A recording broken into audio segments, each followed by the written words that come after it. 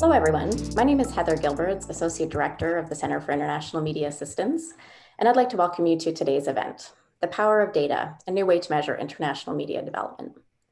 For those of you who are unfamiliar with our work, the Center for International Media Systems is a research and knowledge platform within the National Endowment for Democracy. We are dedicated to improving efforts to support independent media systems around the world. And we advance this mission by producing high-quality research, convening stakeholders in the media development community, and hosting events such as this. Media and information systems around the world are experiencing major transformations. Whichever lens we look through reveals a picture of extraordinary change. The number, diversity, and character of news media is exploding, especially in the developing world, sometimes releasing phenomenal democratic energy, and sometimes resulting in highly polarized, factional, and hate-filled public spheres. How do we understand this new media landscape? And what kinds of data is needed to help protect media systems from malign attempts to control, co-opt, and manipulate them? We have an impressive lineup of speakers today here to discuss these issues and more. We will hear about IREX's Vibrant Information Barometer, a new tool designed to measure the complexity of new information systems. We also have several expert discussants who will share their thoughts on the opportunities and challenges of such approaches. But before turning to our speakers, I'd like to invite Alex Sokolowski, Deputy Assistant Administrator for USAID's Europe and Eurasia Bureau, to provide some opening remarks. Alex? Great, thank you. Good morning, everyone. And thank you to NED's Center for International Media Assistance and to IREX for inviting me to make these opening remarks today. USAID supported the Media Sustainability Index from 2001 to 2019, and is now funding this next step, the Vibrant Information Barometer, or VIBE as we call it, which aims to better capture how information is produced, shared, consumed, and acted upon in the digital age. As a donor for groups like USAID, tools like the MSI and VIBE are valuable ways to track trends and make comparisons across countries and across time. While other indices are important for helping us to understand the higher level view of the press freedom situation, MSI and VIBE provide us with a far more granular perspective and inform the design of our programming in Europe and Eurasia. In other words, they serve as development rather than just advocacy tools. These tools are important because, as USAID's Administrator Samantha Power noted last month, we at USAID must not only show that democracies can deliver, but we must also talk about what they are delivering. We must provide evidence and highlight bright spots and advances. For authoritarian countries, strategic communications is not an afterthought. Implicitly, they realize that less freedom and less democracy is a hard sell. And so they work hard in that area of disinformation and pushing authoritarian forms of governments. Conversely, we also must make a clear link between how closed and closing environments that do not respect fundamental freedoms and human rights have less healthy debates, fewer well-informed citizens, and are more polarized and divided. Reports like VIBE can help us do a better job at this. Another point that Administrator Power made in her speech, and one that I was very pleased to see, was that we need to right-size our investments to boost independent media. Administrator Power, I think, understands well the fundamental importance of independent media for boosting democracy and development more broadly. She also noted that while the US is the largest public donor supporting independent media, global assistance to independent media is still less than 0.5% of USAID's overall spending. So there's a lot more that we can do in this area. And I know this is something that CIMA has been vocal in calling for additional attention to and resources for media development. These are all areas where VIBE can be useful, helping donors like USAID to better analyze media and information systems and where gaps and opportunities are, as well as how to address them. understand how independent media strengthens other aspects of democracy and governance, particularly through VIBE's fourth principle. And it helps us to understand how to right-size our investments in the media sector. I know that others on the panel will touch on more specific uses of the report. So I'll stop there and end with this final point. VIBE is a laudably ambitious endeavor. In addition to looking at the supply side, it aims to understand the demand side in a way that the MSI did not. That is, to look at information consumption, user engagement, and how it drives behavior. Now, this is all challenging to do, and it's not an exact science.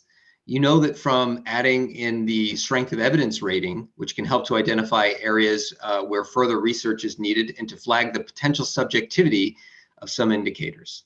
Still, in taking a more holistic approach to understanding the complexities of the information environment, that is a crucial addition to the new report. So I look forward to hearing a robust discussion from the panelists today, and thank you and congratulations to the IREX team on helping to advance our understanding of these rapid and important changes in the media sector. Thanks. All right, thank you very much, Alex. Just a quick note for the audience, you can put a question or comment in the Q&A chat box at any time. We will have time at the end of the discussion for a Q&A with the speakers as well. So without further delay, I'd like to hand the floor over to Tara Sussman-Pina, Senior Technical Director from IREX, who will describe VIBE and some of the lessons learned from its implementation in Europe and Eurasia. Tara?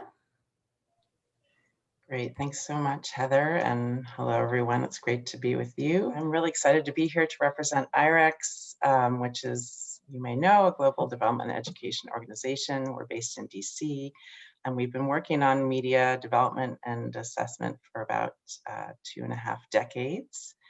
If you could go to the next slide, please. And okay, so this is an overview of VIBE, the Vibrant Information Barometer, with which you got already a brief introduction from Alex on this. So we're really excited to be launching this here today with CIMA. We believe that it's a new kind of fresh look, a new framework for measuring and describing complex systems of information. We piloted it last year. This is the launch in 13 countries in Europe and Eurasia. You can see that we've got 4 key principles, and we consider for a vibrant information system that you will have quality information that's widely available, editorially independent, based on facts, and not intended to harm, that content production should be sufficiently resourced, inclusive, and diverse. Second, that people should have rights, means, and capacity to access multiple channels of information, and we should be able to understand better how it flows. And that as they're accessing information, that they should be safe and secure while doing so, that they should be able to detect and reject misinformation and be able to make informed choices about their information consumption. And then lastly, people, and broadly, meaning individuals, communities, civil society organizations, and governments should, in a vibrant information system, use quality information to inform their actions, to improve their communities, and contribute to public policy decisions. So that's sort of the big snapshot. I'm going to back up for just a moment to share a little bit about how we got there. If you could please switch to the next slide. Thank you. So many of you were probably familiar with IREX's Media Sustainability Index, which Alex also referenced. What it did was to measure what we considered to be the pillars of a healthy media sector that would enable media outlets to deliver value for their audiences.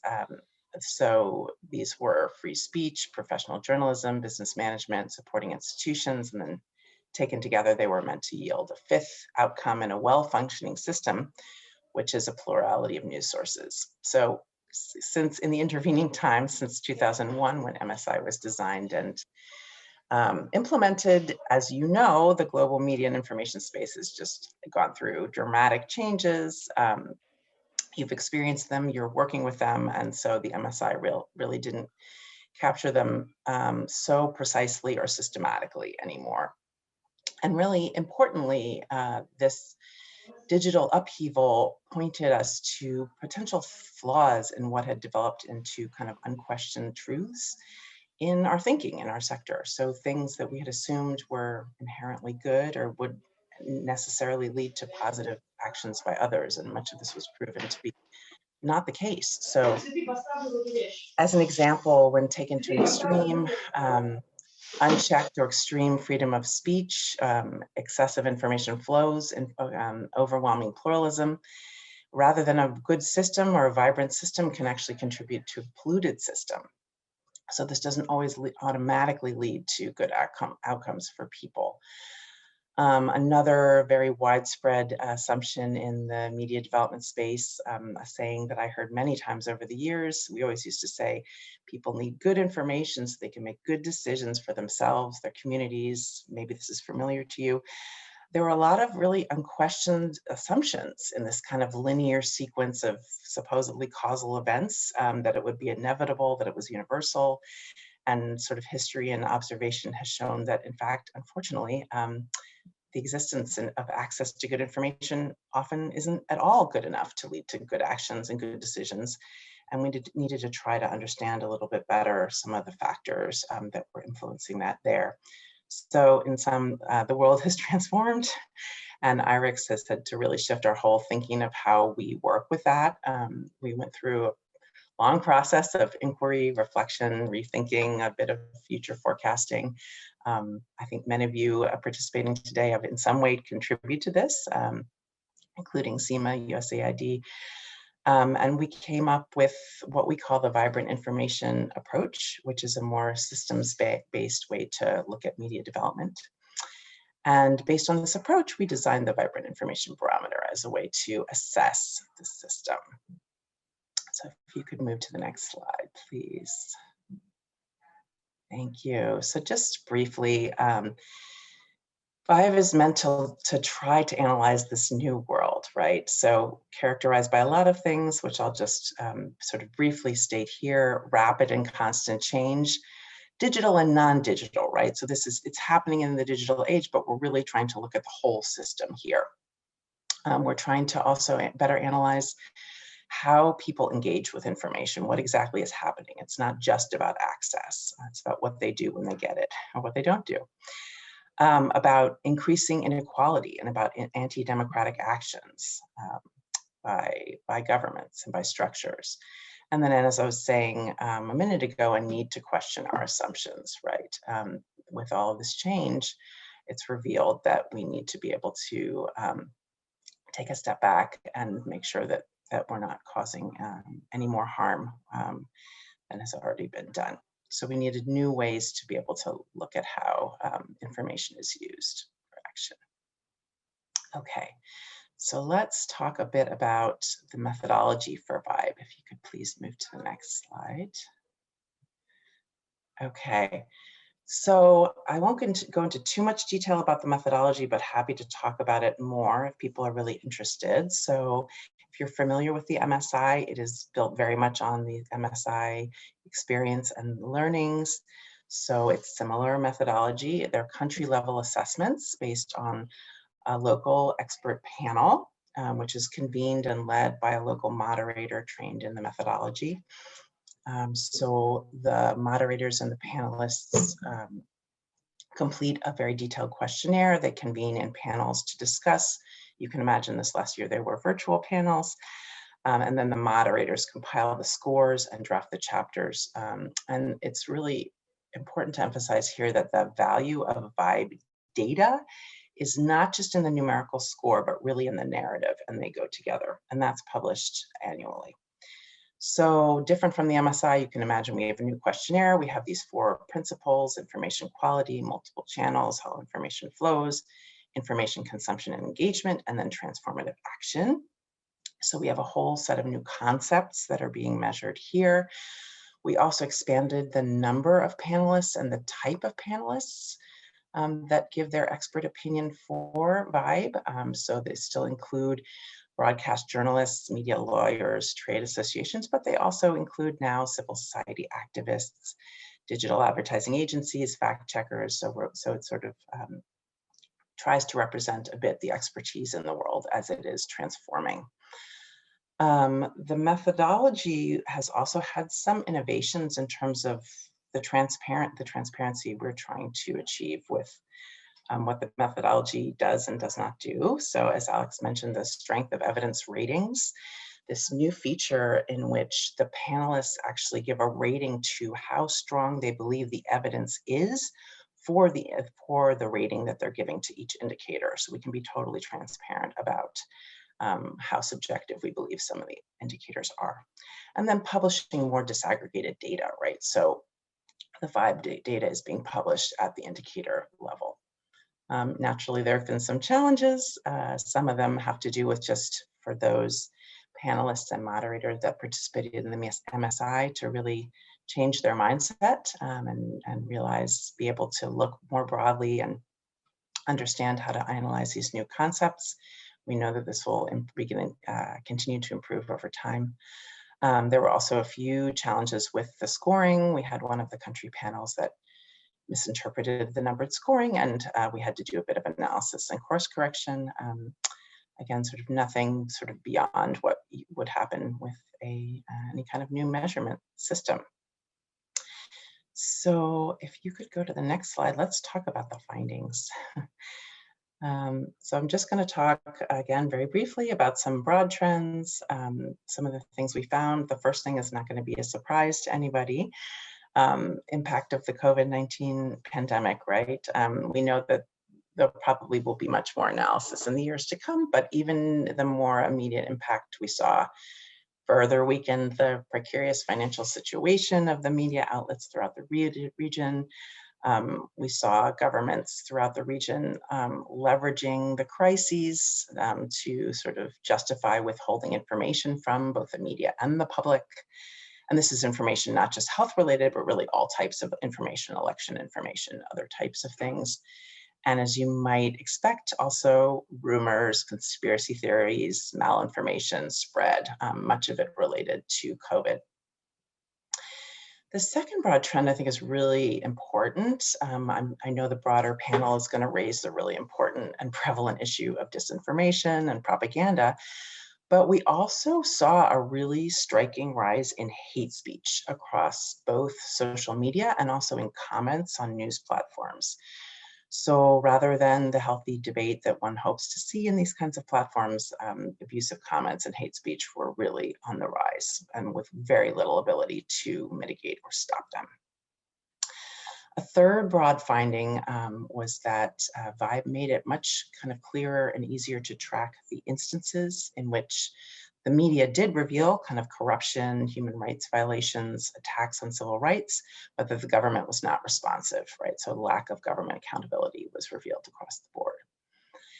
And then the last broad pattern to note was that the media really are not very well covering the experiences and viewpoints of people from various ethnic, racial, religious communities, in addition to the LGBTQ population, sort of those outside the mainstream.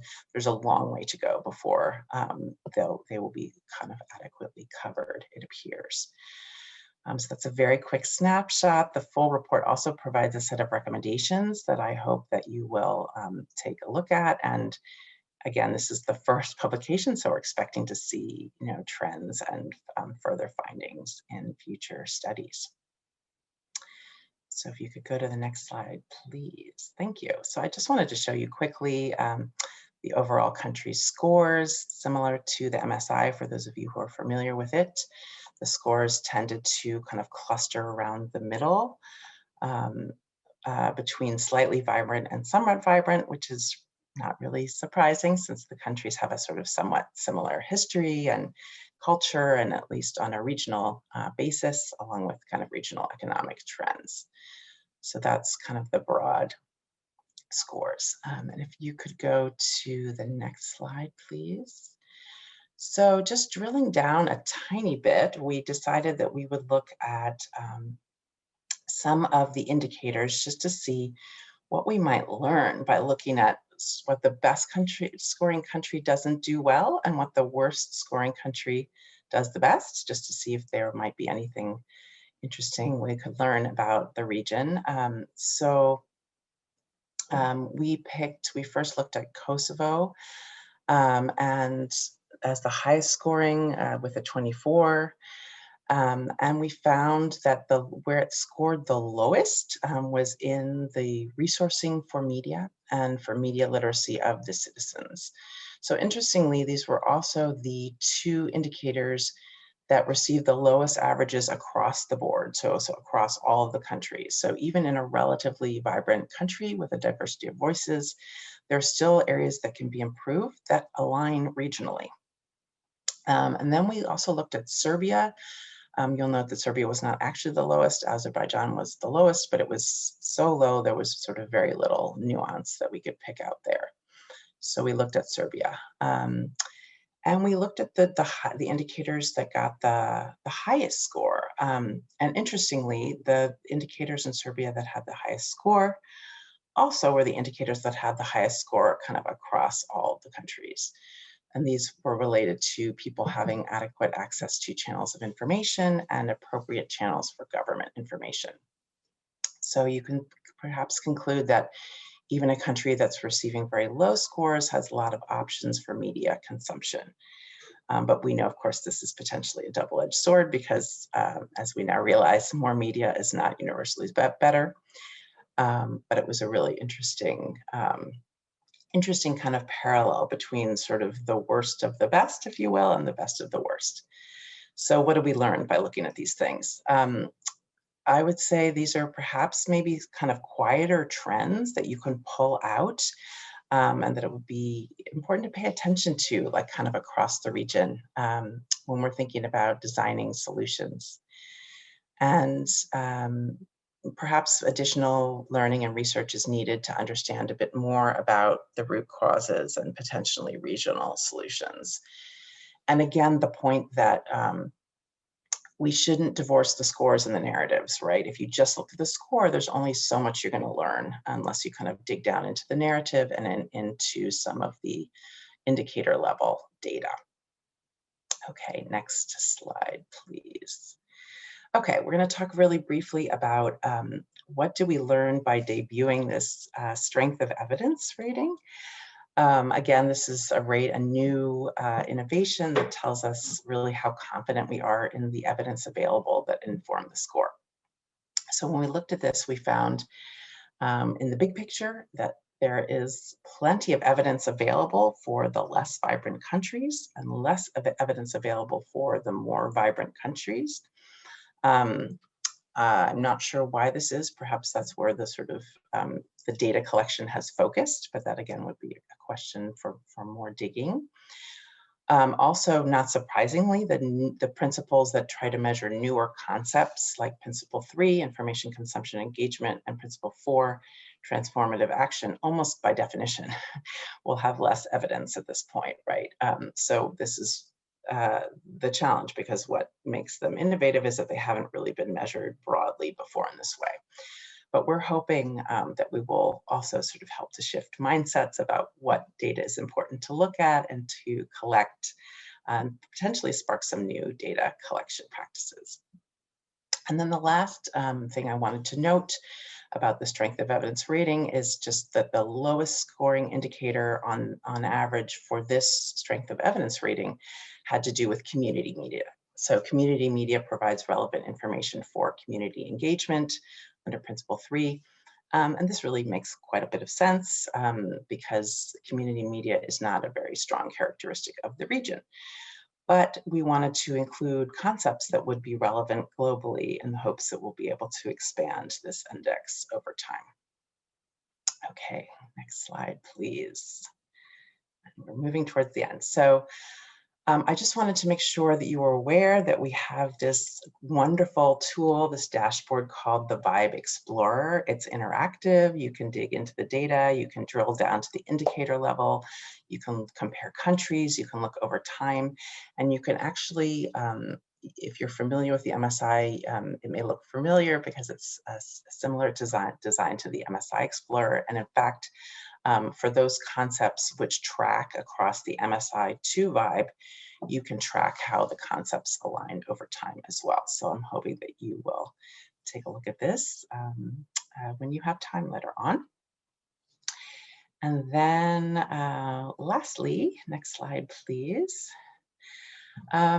So what are we hoping that VIBE can support, and who is it for? So we hope that VIBE will be supportive to donors, policymakers, implementers, partner countries, researchers, in a variety of ways, right, to help better understand the challenges and opportunities around information flow with quite a bit more precision than before, to design interventions that will contribute to resilient and sustainable information systems, to help ensure that information producers and consumers have the skills and tools that they need to keep up with these rapidly changing systems. And then lastly, this is not intended as an M&E tool. It's not meant to track progress at the level of a project. Nonetheless, we believe that it can help to inform learning agendas, to increase innovation and to increase impact. And we really hope that it will be engaging and useful for you in your work. Thank you. Look forward to discussing further. Thank you very much, Tara, for that very detailed description of VIBE and as well as the results from the pilot test. So I'd like to turn now to our first discussant, Anahit Khachatrian. She's the Democracy, Rights, and Governance Advisor from USAID Armenia, and she will give a country-level perspective of the utility of this data for program design and implementation. Anahit? Thank you, Heather, and greetings from Armenia. First of all, kudos to IREX for this impressive work of developing and piloting the VIBE, and now for launching the 2021 report. And of course, to Tara for taking us through the highlights of this new tool. I will focus and offer some general reflections on the value of indices for design and assistance, design of assistance projects, drawing from my experience with USAID Armenia. Longitudinal indices like the VIBE's predecessor Media Sustainability Index and its sister civil society organization's Sustainability Index have long served as important starting points for contextual analysis and shaping our project designs. The top line country findings help us identify persisting development gaps for designs, and most importantly, the qualitative analysis and anecdotal evidence from the practitioners and organizations on the ground that are often partners and beneficiaries of our development projects help put these challenges into perspective.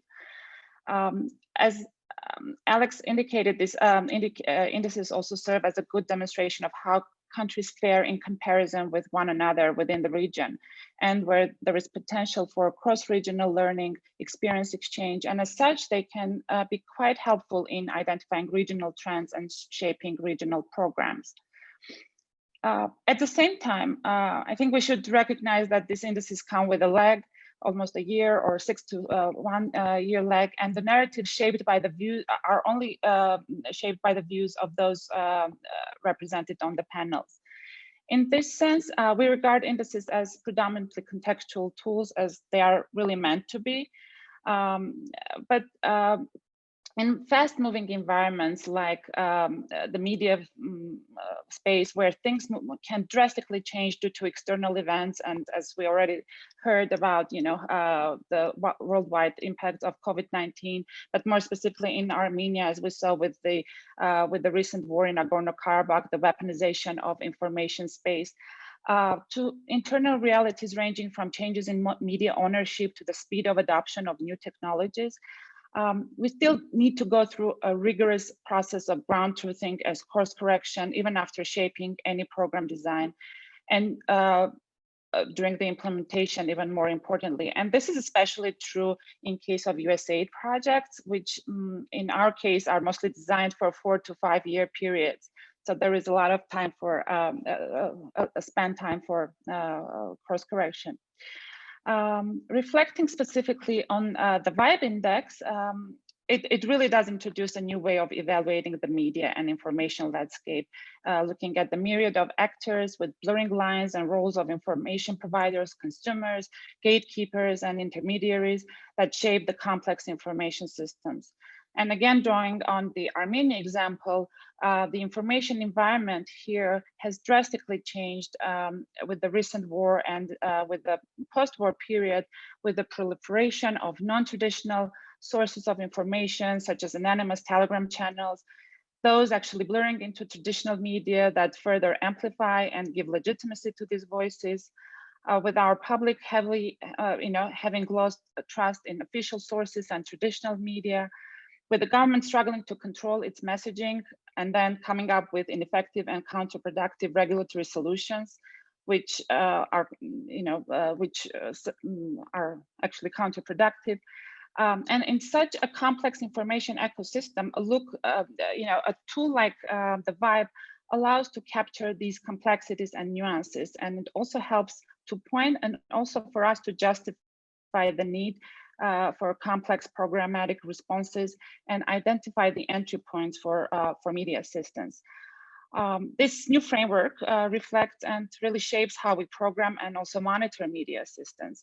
First of all, for us, this means a radical departure from our approach of previous approaches of compartmentalizing and solely focusing assistance on one or even several aspects of traditional media. And now it presents us with the intellectual challenge of programming that reflects and actually can keep up with the fast evolving and complex information landscape.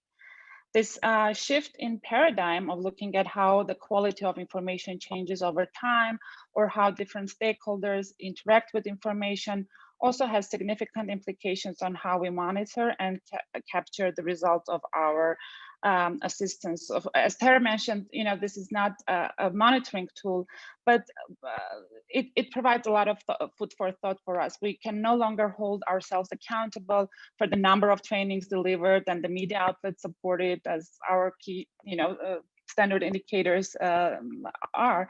But there is a serious challenge for us in the donor community to rethink how we capture progress, how we hold our implementing partners accountable for measuring how our interventions influence the different stakeholders, dynamics, and behaviors within this information ecosystems. And that is largely looking at the impact level, which is a much harder task. We've also faced a lot of funding limitations and have to make a lot of strategic choices, of which weak links to tackle within the media space. And this systems approach, again, helps us see how different vulnerabilities identified within the information space are cross-linked with other assistance areas. And so we can find programmatic responses that span across USAID's broader portfolio. For example, in Armenia, we try to tackle media ownership issues through our anti-corruption projects. We also tap into the transformative potential of information through our civic engagement and political processes projects, and so on. And on the flip side, we try to address the information space around any particular reform area and development challenge as part of one project of be it a COVID response, a decentralization, or energy source disinformation diversification project. One last thing I want to touch on is, the MSI and CSO Sustainability Index have largely served as go-to tools for USAID and also for implementing partners and organizations that predominantly work with USAID. At least in Armenia, they haven't been widely used by a broader group of actors, be it for design, for policy setting, or for advocacy purposes. And I really see and hope that there is an opportunity with better socializing the Vibe and the systems ways of thinking with local stakeholders, ranging from non-governmental to governmental counterparts, to the academia, and to the broader donor community, so that we can all see ourselves as important links shaping this complex information system, and so that we act accordingly.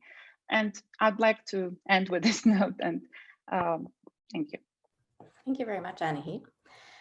Next, I'd like to ask Marius Dragomir, Director of the Center for Media, Data and Society at Central European University, to provide some remarks. Marius, over to you, and I'll ask you, sorry, to please keep your remarks to around 5 minutes. We have time for Q&A. Of course, yes, I'll be short. Good afternoon, or good morning. A pleasure to be with you. First of all, let me just add my congratulations to IREX and Tara for this great new tool. It's really important to have a new way of measuring the communication system, the increasingly complex and complicated communication systems we live in. But the area that I wanted to touch on in today's discussion was about the uses of such indices. And this is in the past, I have followed Vibe, the development of Vibe and other tools. There are other organizations working on that. We have been struggling for a number of years now to develop an index on the ease of doing journalism in the world. And by doing that, immediately you think about who is going to use your data and why and in what ways. So what we came up with is a set of 4, as we call them, buckets of uses of these indices. It doesn't mean that there is already a useful index in each of them, but I think on the one hand, we found a very important need for the political use of indices, of such indices in the media freedom field. And we already have, of course, the Reporters Without Borders that has been with us for a while, and it has been playing a very important role. It is the type of index that activists and advocates need, every year when the RSF index is published. There is the debate among countries who fell 3 places, who won 2, and all that. That's very, I think, at that political influence and advocacy level is very important. Secondly, we found a need that we call cognitive need, which is the need of simply the need to understand media systems. And I think that's very important, and is not only important for academics and for people in the experts in the field of communication who want to understand how media systems work globally and what are the interactions between them. But I think even for people or companies, or organizations working in other fields, is extremely important to really understand what are the, for example, in media capture, what are the models that are being exported or imported by various countries. The third level, or the third type of need that I think is very important when developing such indices is the policy, the policy level. And I think increasingly indices and rankings and indicators that deal with policy developments are going to be very important. And finally, there is an area that is not much covered these days, which is more like the area where there is a need for the more practical use of indices. And here we had a bit of experience, and we noticed, for example, interest from investors or media companies interested in expanding in a certain market or withdrawing from a market, to really understand issues such as what is the level of media capture where our investment is getting into danger, which means a signal that we have to sell our company and get out of the country and things like that. And I think that's an area that is not very much covered. It's also an area very important, for example, for donor organizations that have limited funding. All of them, of course, have limited funding, and that operate globally or in large regions where they have to prioritize, and they always need a system where they will see all the countries, and I think such an index would really help them identify the so-called entry points. So this is roughly what we came up with, and the areas that we found. I think they are all very important. I think Vibe actually fills many of the gaps and the needs that I just described, which is great. On the other hand, I don't think a single index should actually aim to fill all these gaps. In fact, I think that's a mistake, because as you can imagine, the needs are different, and if you mix them into one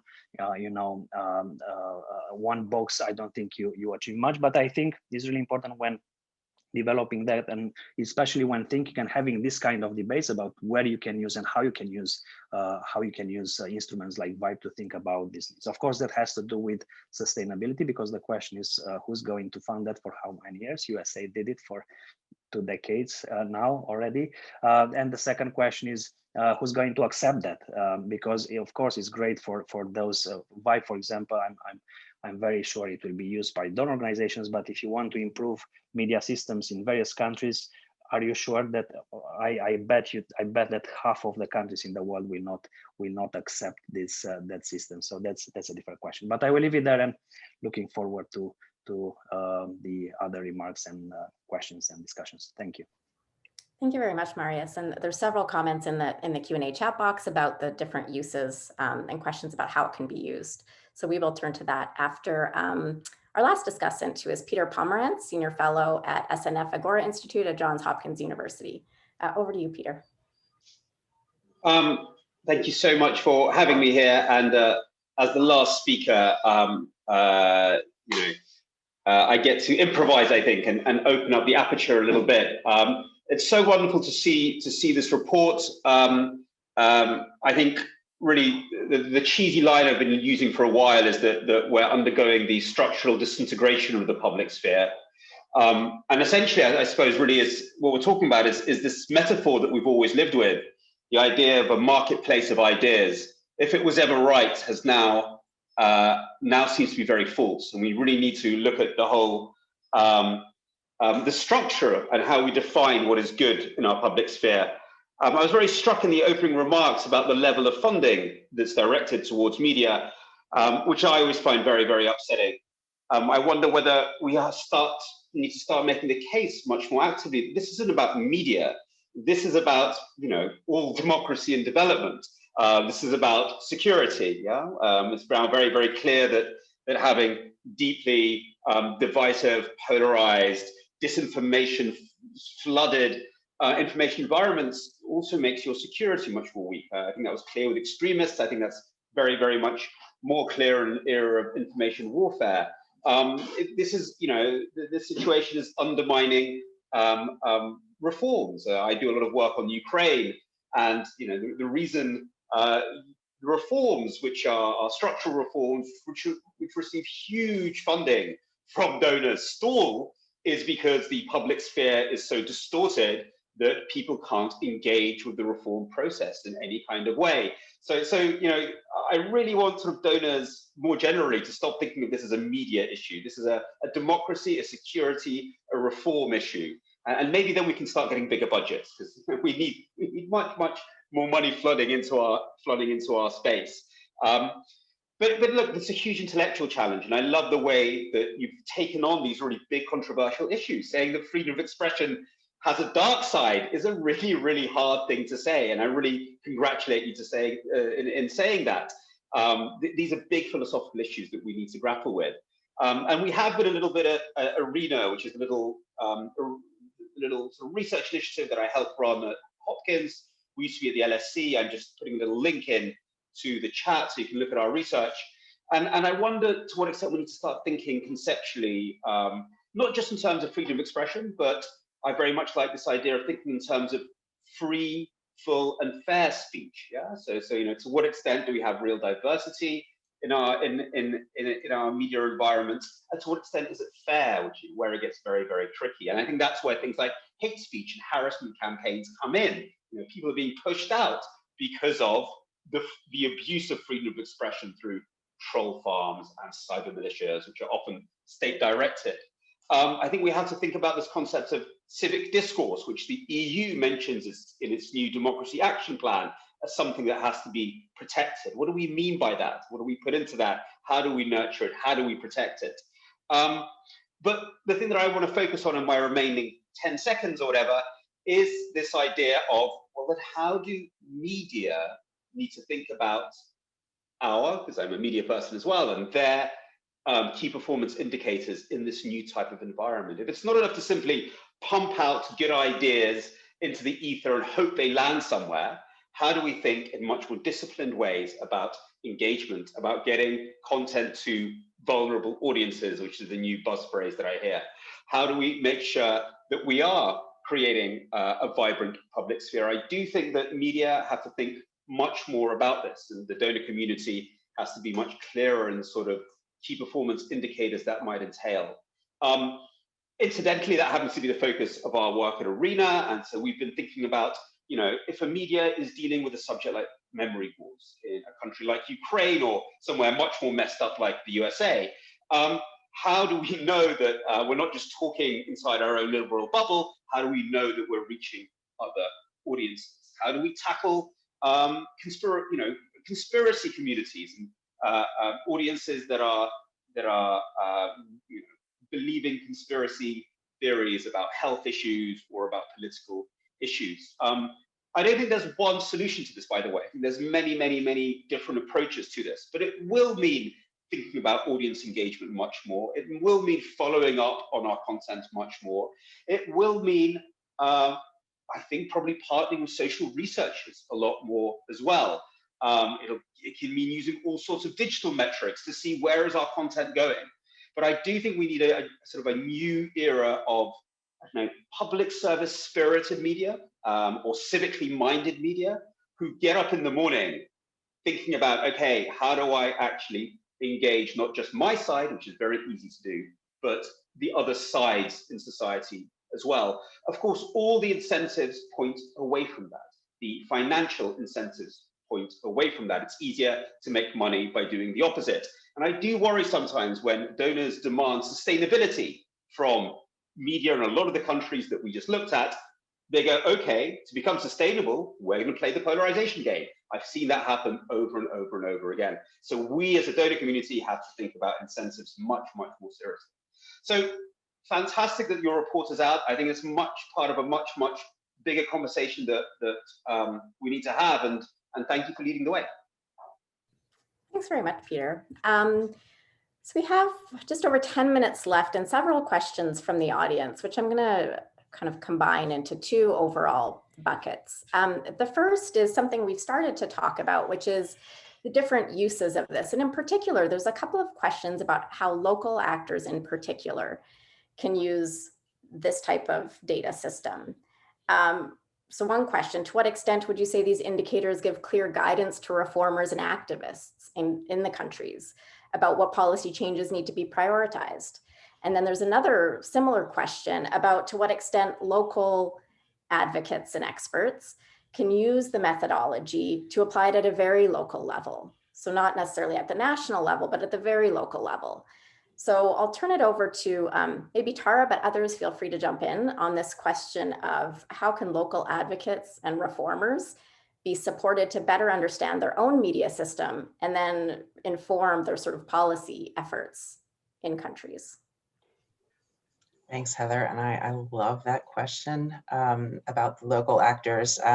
So just first of all, I'll say, just in case that it wasn't clear, so the panels for the most part are in country, and they are all made up of where it's possible, local experts, right? So perhaps not at the same community level that the question was addressed to, but that in fact was one of the early innovations of the MSI, and was considered at the time to be even participatory in that it wasn't someone sitting in the US just kind of pondering, but it was actually drawing on the expertise of local experts. But I do understand the spirit of that question, like can it be used at a much more local level? And I guess my personal answer would be, I hope so. I think when in the original sort of thinking and design of Vibe, the idea was actually that you could potentially kind of zoom out to a wider lens and zoom in to a smaller lens. And for the USAID funded Europe and Eurasia, we are at the country level, but we do believe that the set of questions and indicators could be used at a smaller level. And in some of our programming, we've done some sort of smaller versions as well. So it wouldn't be sort of in the same category of the index, but it certainly would be a set of guiding questions that might potentially be useful. So I hope so.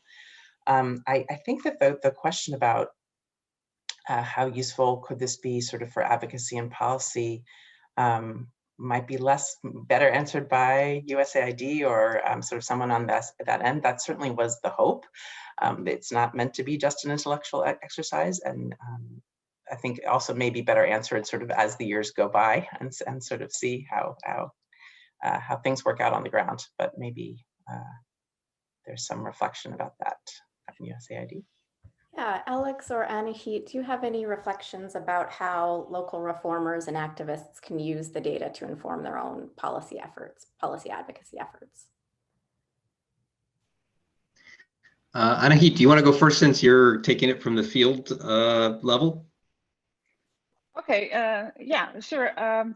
Just wanted to offer the perspective that often some of the, this provides a full framework, but some of the sub-indicators and some of the principles are already part of the advocacy of local actors. So it's a matter of really having them use the tool as a framework itself and going with it. And but that also creates this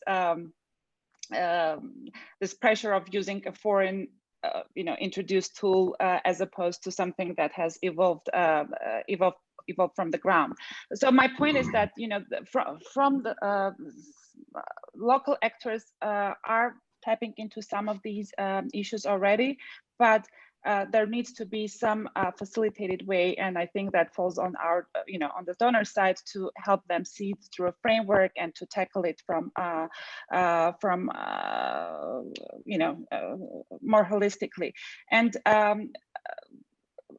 for us, again, to take this as a tool to engage with the government, because as we spoke, it's not only the local activists, it's the the government and other actors that are influencing the system. So just engaging with with the different stakeholders, and this will certainly serve a tool for us. Great, thank you, Anahit. Yeah, thanks. If I could just add to that real briefly, I mean, I think that the real value and what's I find really fascinating and interesting of the new Vibe barometer is this broader lens, this more comprehensive view and holistic view, as Anahit was just basically saying.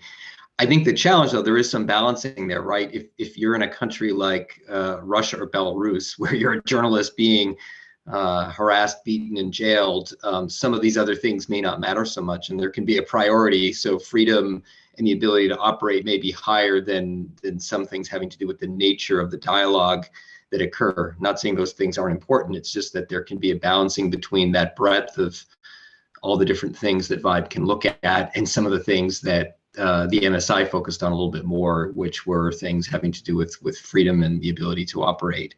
So anyway, I think time will tell, as one of the other speakers said. We'll have to look at this, but it certainly provides an opportunity for a fuller understanding of the information ecosystem and what the challenges can be to the broader democracy. So I think we'll have to wait and see how our colleagues in the field are able to use it. Thanks. Thanks, Alex. And Marius or Peter, any additional thoughts on this question of local use of the data for advocacy purposes?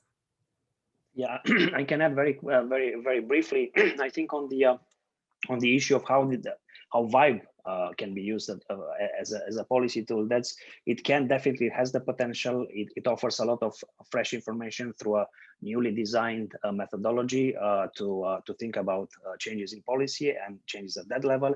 The only problem, again, and it's not a problem, it's the issue of sustainability, because for policymakers, always when they require data to make policies, of course, in the countries where they accept that and they demand that kind of information, they want information over a longer period of time. They want indicators in more countries, and they want a comparative view.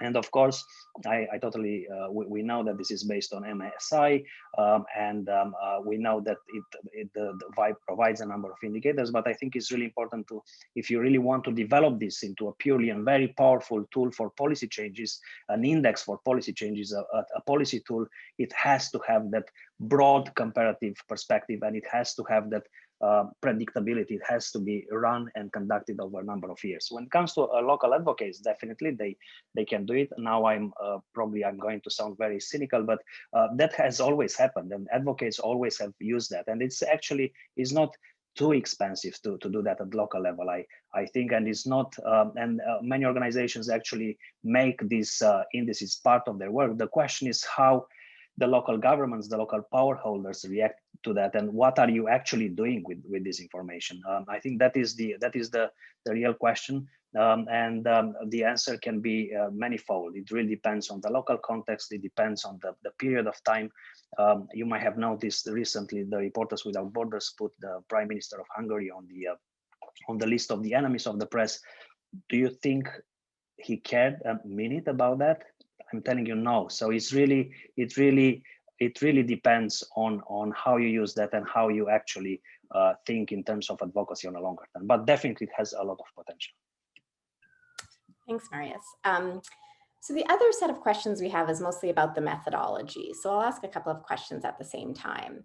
One question is about the methodology based on scores by expert panels.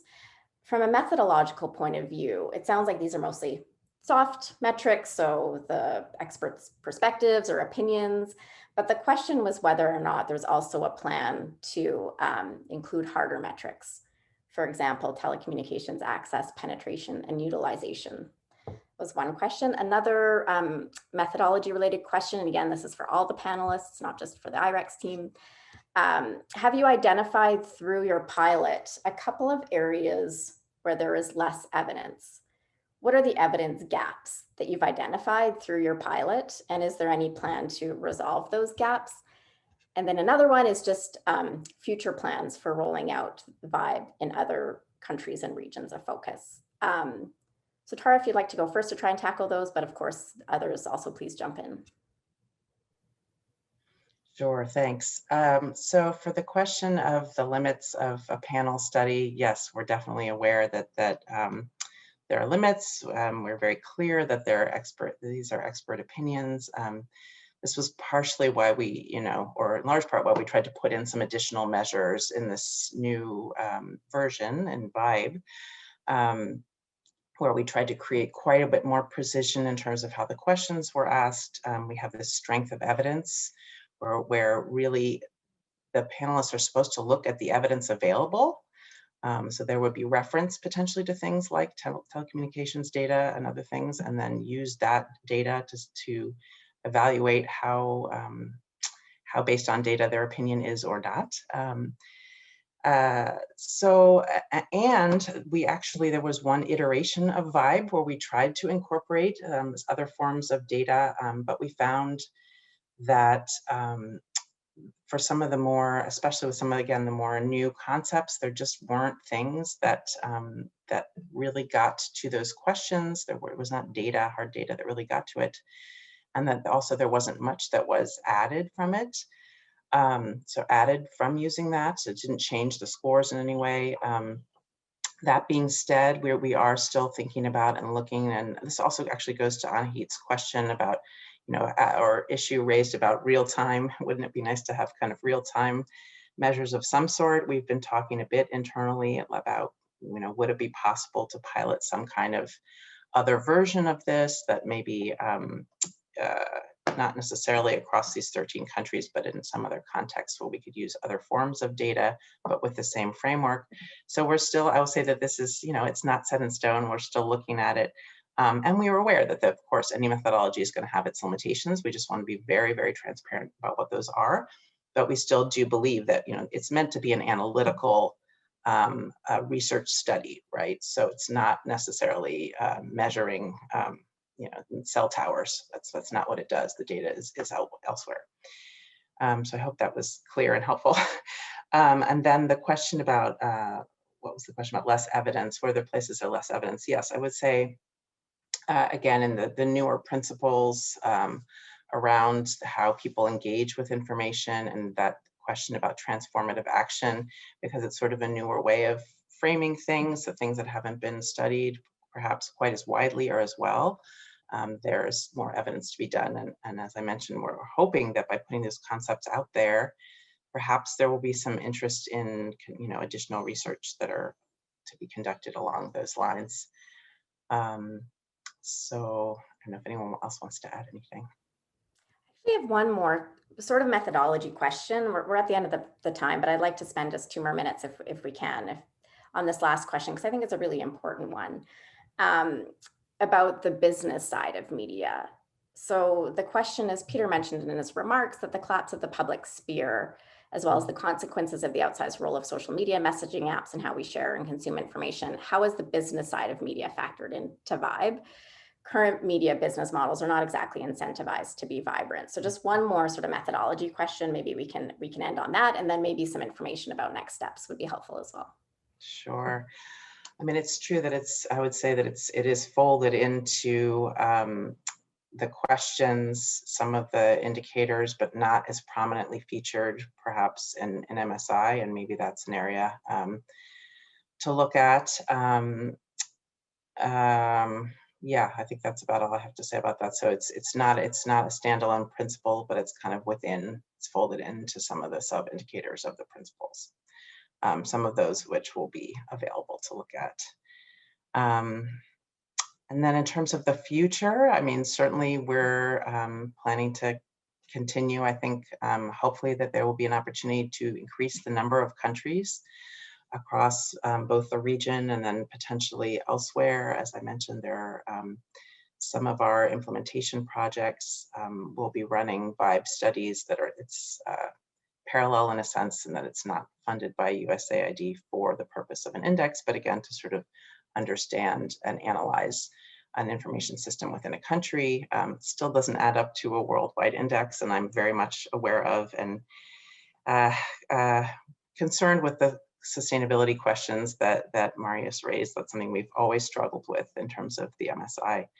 So I guess, you know, the biggest thing in the future is that we hope that this will be really useful to people, and hope to get some kind of feedback and information about that as things progress. Thank you very much, Tara. Any kind of closing remarks from any of the other panelists?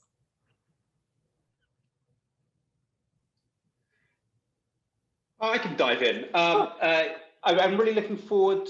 I mean, I think this is a fluid process. I think that what we're looking at very much going forward is kind of regulations that would give people much more transparency around, you know, how the digital world around them is organized, you know, the level of coordinated and authentic behavior online, you know, access to understanding how algorithms are showing them one thing and not another. I think that's going to be one of the next frontiers, you know, and that's actually going back to freedom of expression principles. That gives people the right to understand and to be informed about the information environments around them. And I'd love to see whether an index such as this, but more generally, we can push for those sorts of regulations, which I think will become one of the definers of the difference between a healthy democratic public sphere and a more distorted one. Thank you very much, Peter. If there are no other comments, Alex, any closing remarks? Or? No, just wanted to thank IREX and CIMA again for this. We're happy for the cooperation and looking forward to seeing how the VIBE index and how it evolves and improves. Thanks. Thanks, Alex. Well, at CIMA, this has been a really fascinating discussion, and from CIMA's perspective, we're really interested to keep hearing more about VIBE as it's rolled out further and as more learnings come from the implementation. I'd like to thank our speakers in particular for your time and expertise today, and for your contributions to this very interesting discussion. I hope the discussion will continue. So thank you very much, everyone.